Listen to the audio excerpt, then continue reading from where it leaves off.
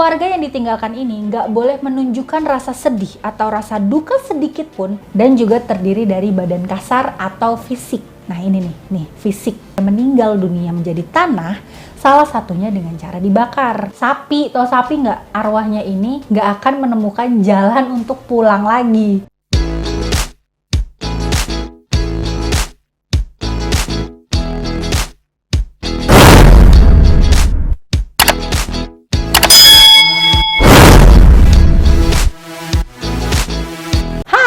Assalamualaikum warahmatullahi wabarakatuh. Gimana kabarnya teman-teman semua hari ini? Semoga kita semua selalu dalam keadaan sehat ya. Amin. Makasih ya kalian udah mau klik video ini. Oke, di video kali ini aku akan bahas lagi nih soal tradisi. Dari begitu banyak tradisi yang ada di Indonesia, kali ini aku akan coba bahas lagi soal tradisi kematian nih. Kira-kira dari daerah mana ya? Apakah dari daerah asal kalian? Ya, kali ini sesuai sama judulnya lah ya, aku akan coba bahas sedikit tentang salah satu tradisi kematian dari Bali, yaitu ngaben. Tapi seperti biasa, sebelumnya aku mau disclaimer dulu, kalau semua informasi yang aku sampaikan selama ini di video-video aku, itu semua adalah berdasarkan hasil research aku lagi ya. Aku coba ambil dan aku rangkum dari beberapa sumber-sumber yang menurut aku terpercaya. Tapi kalau menurut kalian informasi yang aku sampaikan ini ada yang kurang tepat, kurang lengkap, atau mungkin ada yang salah, ya nggak apa-apa, itu adalah tugas kalian buat langsung dikoreksi. Kalian langsung koreksi aja ya, tulis langsung aja di kolom komentar, oke? Dan sebelum kalian lanjut tonton video ini, aku juga mau ngingetin dulu, jangan lupa diklik tombol like-nya, kemudian di subscribe, dan di share ke seluruh sosial media yang kalian punya. Dan satu lagi, jangan lupa juga diklik tuh tombol loncengnya, supaya nanti kalau aku ada upload video terbaru, kamu nih bisa jadi orang pertama yang nonton video aku. Ya udah, kalau gitu nggak usah kepanjangan, kita langsung lanjut aja videonya ya. Ini dia, ngaben, prosesi kematian masyarakat Bali. Enjoy the video ya. Seperti yang kita tahu ya, kalau di Indonesia ini ada begitu banyak ragam ritual pemakaman. Dan salah satunya ritual pemakaman dari agama Hindu di Bali, yaitu upacara ngaben.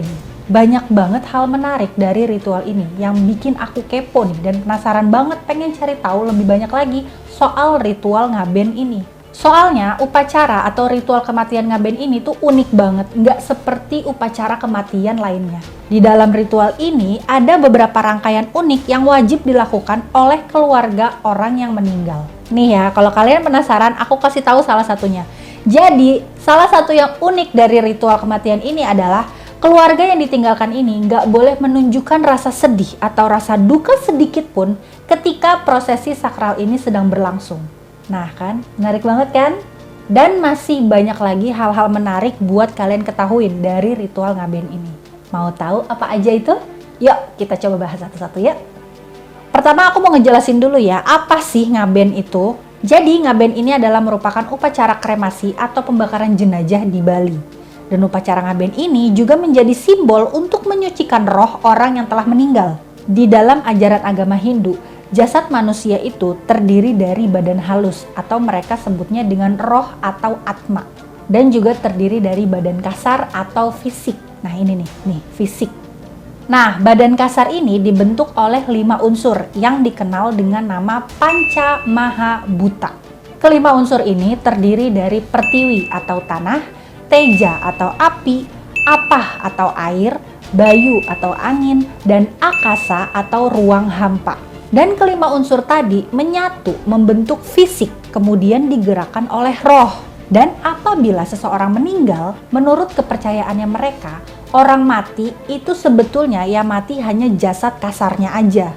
Tapi rohnya ini nggak ikut meninggal. Nah oleh karena itu, untuk menyucikan roh tersebut perlu dilakukan upacara ngaben untuk memisahkan roh dengan jasad kasarnya. Kata ngaben berasal dari kata bea yang artinya bekal. Ngaben juga disebut palebon yang berasal dari kata lebu yang berarti pratiwi atau dalam bahasa Indonesia artinya tanah atau debu. Untuk membuat tubuh manusia meninggal dunia menjadi tanah, salah satunya dengan cara dibakar. Dan di dalam ajaran agama Hindu, selain dipercaya sebagai dewa pencipta, Dewa Brahma juga memiliki wujud seperti dewa api. Makanya di dalam upacara ngaben ini, inti dari semua ritual ini adalah pembakaran jenazah atau kremasi. Jadi upacara ngaben ini kayak yang udah aku jelasin tadi ya. Ngaben ini adalah proses penyucian roh dengan cara dibakar menggunakan api agar bisa kembali ke Sang Pencipta. Nah, jadi begitulah ya, kira-kira kurang lebihnya pengertian dari ngaben. Sekarang udah tahu kan? Udah jelas kan? Udah paham kan? Tapi ya, ternyata nggak semua umat Hindu di Bali nih melangsungkan upacara ngaben untuk pembakaran jenazah. Contohnya kayak di Trunyan. Di desa ini nih, jenazah itu nggak dibakar, melainkan diletakkan aja nih di atas tanah pekuburan. Kayak gini nih contohnya. Nah, gitu. Jadi cuman digeletakin aja di atas tanah kuburan gitu. Nggak dikubur kayak selayaknya kuburan-kuburan pada umumnya kan digali dulu ya tanah terus dikubur gitu. Nggak, di Bali ada juga nih proses pemakaman seperti ini. Dan yang bikin uniknya ini adalah walaupun jenazahnya ini cuman diletakkan aja di atas tanah pekuburan, ini sama sekali nggak menimbulkan bau.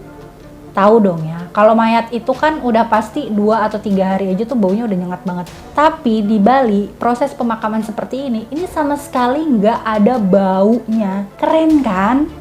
Namanya juga Indonesia, dari Sabang sampai Merauke pasti punya budayanya beda-beda, ya kan? Dan salah satunya proses pemakaman seperti di Bali ini. Tapi justru itulah uniknya negara kita. Makanya sayang banget kalau kita nggak bahas satu persatu. Nah, kalau di Trunyan tadi nih aku ceritain pemakamannya itu cuma diletakin aja di atas tanah pekuburan. Trunyan ini merupakan desa Bali Kuna yang dianggap sebagai desa Bali Aga atau Bali asli. Nah, Trunyan ini juga punya banyak keunikan loh. Salah satu daya tarik yang paling tinggi dari desa ini yaitu adalah memperlakukan jenazah warganya yang telah meninggal.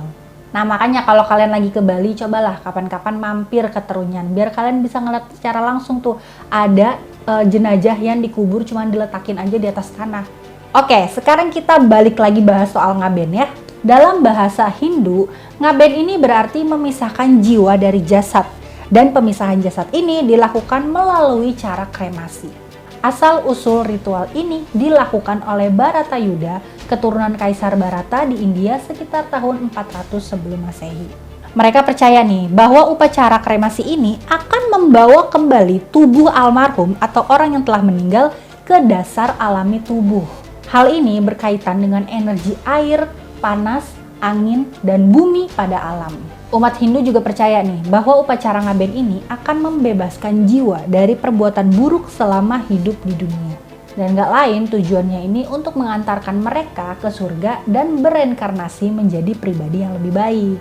Dan lambat laun upacara ngaben ini mulai masuk ke Bali nih pada abad ke-8 dan kemudian diwariskan secara turun-temurun. Dan kerennya lagi nih, di era yang udah modern kayak sekarang ini, budaya atau ritual ngaben ini masih terus dilakukan dan jadi salah satu tradisi agama Hindu di Bali.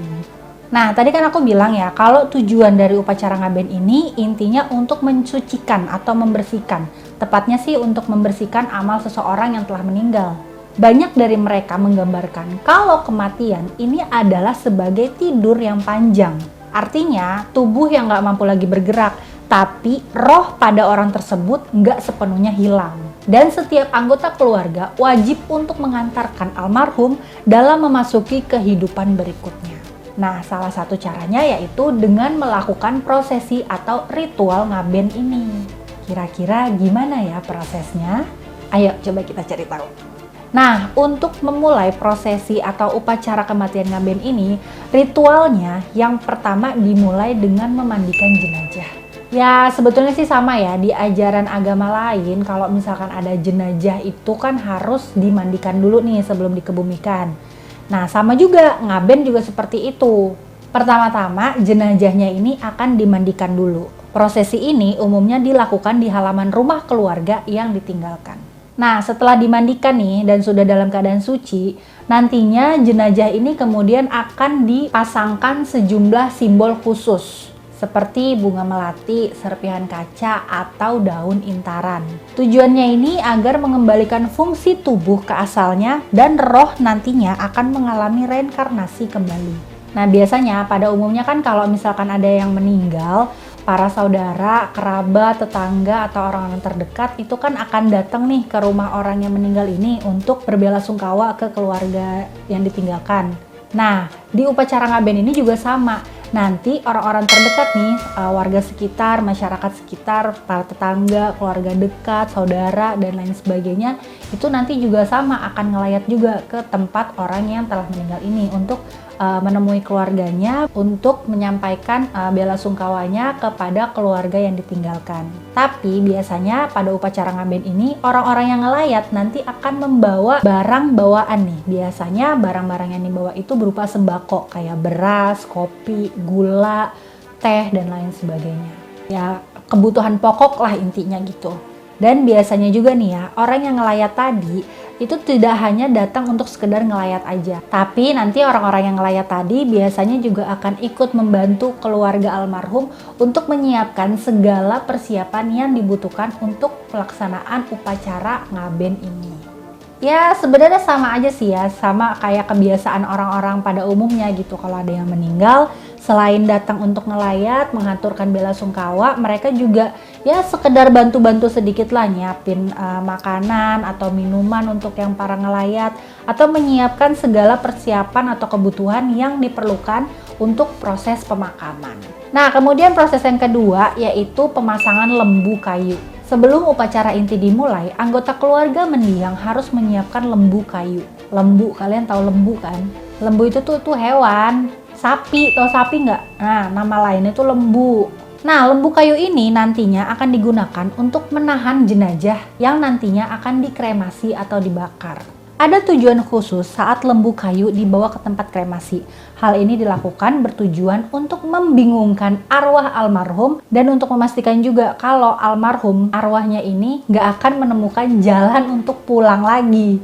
Jadi kayak ini loh, kayak dibikin keder lah gitu. Jadi si lembu kayunya ini tuh fungsinya untuk itu.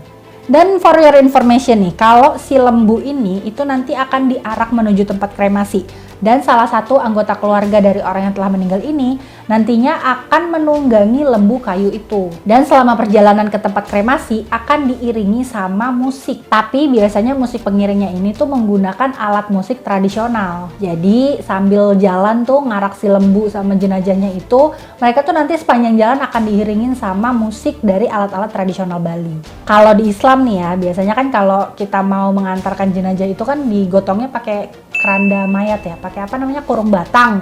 Nah kalau di prosesi ngaben ini, jenazahnya ini tuh dimasukkan ke dalam lembu kayu tadi sambil diarak ke tempat pembakaran atau ke tempat kremasi.